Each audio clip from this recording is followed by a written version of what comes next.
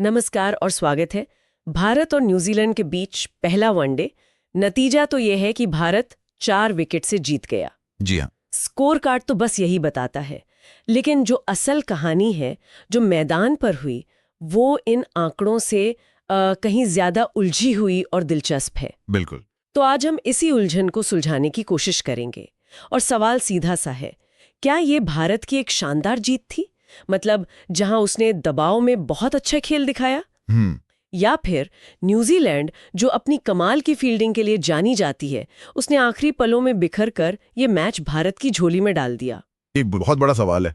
इस कहानी के 2 मुख्य किरदार रहे। एक तरफ चेज मास्टर विराट कोहली, जो 93 रनों की पारी खेलकर एक और शतक के बेहद करीब पहुंचे और चूक गए। और दूसरी तरफ युवा ऑलराउंडर हर्षित राणा।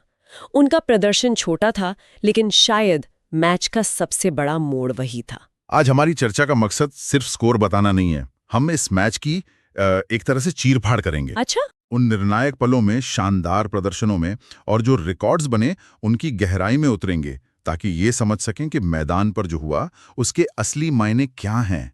तो चलिए सीधे उसी थ्योरी पर आते हैं जो मैच के बाद सबसे ज्यादा चर्चा में रही, कि न्यूजीलैंड ने मैच गंवाया। हाँ, कि ये मैच भारत ने जीता नहीं, न्यूजीलैंड ने गंवाया। आखिरी के कुछ ओवरों में ऐसा क्या हुआ कि जीती हुई बाजी उनके हाथ से फिसल गई? बिल्कुल, उस स्थिति को समझना बहुत जरूरी है। देखिए, आखिरी 3 ओवर यानी 18 गेंदें, और भारत को जीत के लिए 18 रन चाहिए थे। और क्रीज पर 2 नए बल्लेबाज। एग्जैक्टली। यहां से मैच पूरी तरह से न्यूजीलैंड के कब्जे में था। फिर समीकरण हुआ 12 गेंदों पर 12 रन। तब भी गेंद न्यूजीलैंड के ही पाले में थी। आमतौर पर ऐसी स्थिति से न्यूजीलैंड की टीम चूकती नहीं है। कभी नहीं, लेकिन इस बार कहानी बिल्कुल अलग थी। एकदम अलग। यहाँ पर न्यूजीलैंड की फील्डिंग, जो उनकी सबसे बड़ी ताकत मानी जाती है, वही उनकी सबसे बड़ी कमजोरी बन गई। और वो भी प्रेशर में। हाँ, दबाव में। 1 नहीं, 2 नहीं, बल्कि 3 बहुत अहम कैच छोड़े गए। सबसे पहले डेरिल मिशेल ने हर्षित राणा का एक ऐसा कैच टपका दिया जिससे वो मतलब नींद में भी पकड़ लेते। और शायद वही गेम चेंजिंग मोमेंट था। मेरे हिसाब से तो वही था। वो कोई मुश्किल कैच था ही नहीं, सीधा हाथों में आया था। उस एक जीवनदान ने ना पूरे मैच का माहौल ही बदल दिया। बिल्कुल। उसे सिर्फ एक फील्डिंग की गलती की तरह देखना मतलब सही नहीं होगा।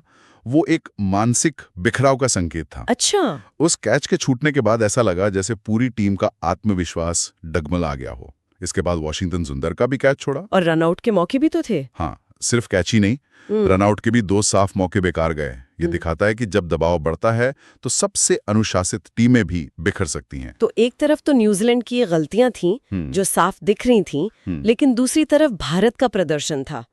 और यहीं पर एक बहुत दिलचस्प बहस शुरू होती है। मैन ऑफ द मैच वाली। हाँ, कि मैन ऑफ द मैच का असली हकदार कौन था? विराट कोहली अपनी 93 रनों की क्लासिक पारी के लिए, या हर्षित राणा अपने उस छोटे से लेकिन मैच जिताओ ऑलराउंड खेल के लिए? ये एक बेहतरीन सवाल है। चलिए पहले हर्षित राणा के प्रदर्शन का विश्लेषण करते हैं। ठीक है। बल्लेबाजी में उन्होंने सिर्फ 23 गेंदों पर 29 रन बनाए। जहां भारत ने 4 विकेट से जीत तो हासिल कर ली, लेकिन सवाल ये है कि क्या ये जीत वाकई कमाई हुई थी? आइए इस दिलचस्प सवाल को जरा कुरेदते हैं।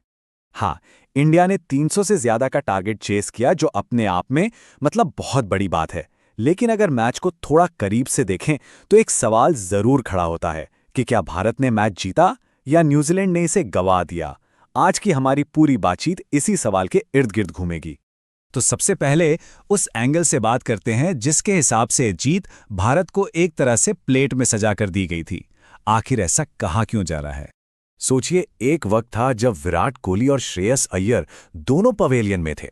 उस मोमेंट पर न्यूजीलैंड पूरी तरह से ड्राइविंग सीट पर था। इंडिया पर प्रेशर बढ़ता जा रहा था और रिक्वायर्ड रन रेट भी आसमान छू रहा था। लग रहा था कि मैच अब हाथ से निकल ही जाएगा। लेकिन फिर मैच में एक ऐसा टर्न आया जिसने सब कुछ पलट दिया, और उस टर्न की कहानी छिपी है इस नंबर में 3। न्यूजीलैंड ने 3 बहुत बड़ी गलतियां की, और वो भी मैच के सबसे अहम मौकों पर, जिसने इंडिया को वापसी का एक खुला दरवाजा दे दिया। देखिए, ये सिर्फ छूटे हुए कैच नहीं थे। ये मैच के वो टर्निंग पॉइंट्स थे जहां न्यूजीलैंड ने भारत को एक एक करके 3 जीवनदान दिए। हर ड्रॉप कैच ने सिर्फ एक बैट्समैन को नहीं बचाया, बल्कि इंडिया की जीत की उम्मीदों को भी जिंदा रखा।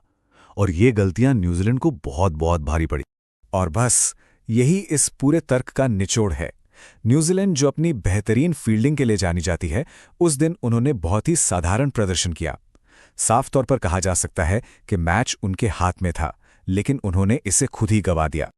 लेकिन क्या सारा दोष न्यूजीलैंड की फील्डिंग पर डाल देना सही होगा, या फिर इंडिया के कुछ प्लेयर्स ने ऐसा कमाल का प्रदर्शन किया कि जीत छीन ली? चलिए अब सिक्के का दूसरा पहलू भी देखते हैं और भारत के मैच विनिंग हीरोज की बात करते हैं। और जब हीरोज की बात होती है तो सबसे पहला नाम आता है चेज मास्टर विराट कोहली का। उनकी 93 रनों की पारी, वो इस मुश्किल चेज की रीढ़ की हड्डी थीं। उन्होंने एक छोर को मजबूती से पकड़े रखा और टीम को जीत के बहुत करीब ले गए। पर कोहली अकेले नहीं लड़ रहे थे। शुभमन गिल और श्रेयस अय्यर, इन दोनों ने भी बहुत जरूरी पारियां खेली। उनकी पार्टनरशिप ने न सिर्फ स्कोरबोर्ड चलाया, बल्कि न्यूजीलैंड के गेंदबाजों पर भी लगातार प्रेशर बनाए रखा। लेकिन अगर किसी एक असली गेम चेंजर को चुनना हो तो वो थे हर्षित राणा। जब उनका कैच छूटा तो उन्होंने उस मौके को दोनों हाथों से लपका और कुछ ऐसे रन बनाए जिसने मैच का पासा ही पलट दिया। कई लोग मानते हैं कि उनकी वो छोटी सी पारी ही आखिरी कील साबित हुई। और देखने वाली बात यह है कि राणा का इम्पैक्ट सिर्फ बैटिंग तक नहीं था, उन्होंने गेंद से भी 2 बड़े विकेट चटकाए थे। इस तरह के ऑलराउंड परफॉर्मेंस ने ही मैच का मोमेंटम पूरी तरह से इंडिया की तरफ मोड़ दिया। इस जीत हार की बहस से हटकर यह मैच विराट कोहली के लिए पर्सनली भी बड़ा यादगार रहा। इस मैच में कुछ नए रिकॉर्ड्स बने, लेकिन उनमें से एक ऐसा था जिसे वो शायद ही याद रखना चाहेंगे। यही तो क्रिकेट है। एक तरफ कोहली ने कुमार संगाकारा जैसे लेजेंड को इंटरनेशनल रनों के मामले में पीछे छोड़ दिया, तो वहीं दूसरी तरफ वो नर्वस 90s में आउट हो गए और एक अनचाहा रिकॉर्ड भी उनके नाम जुड़ गया। तो अब कोहली भी इस खास लिस्ट में शामिल हो गए हैं, जिसमें भारत के वो महान बल्लेबाज हैं जो सबसे ज्यादा बार 90s में आउट हुए हैं। ये दिखाता है कि वो कितने कंसिस्टेंट हैं, लेकिन ये भी कि वो कितनी बार सेंचुरी से बस जरा सा चूक गए। वैसे रिकॉर्ड सिर्फ कोहली ही नहीं बना रहे थे। इस मैच में टीम और कप्तान ने भी कुछ बड़े मील के पत्थर हासिल किए। ये जीत सिर्फ 2 पॉइंट्स नहीं थी। इस जीत ने ओडीआई क्रिकेट में 300 से ज्यादा के टारगेट को चेस करने वाली सबसे कामयाब टीम के तौर पर इंडिया की जगह और भी पक्की कर दी। ये आंकड़े बताते हैं कि प्रेशर में चेस करने में इस टीम का कोई मुकाबला नहीं। और रिकॉर्ड बनाने वालों की लिस्ट में अगला नाम है कप्तान रोहित शर्मा का।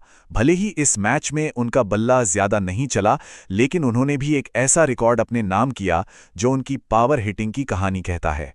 रोहित शर्मा अब वनडे में एक ओपनर के तौर पर सबसे ज्यादा छक्के लगाने वाले बल्लेबाज बन गए हैं और उन्होंने पीछे छोड़ा है यूनिवर्स बॉस क्रिस गेल को।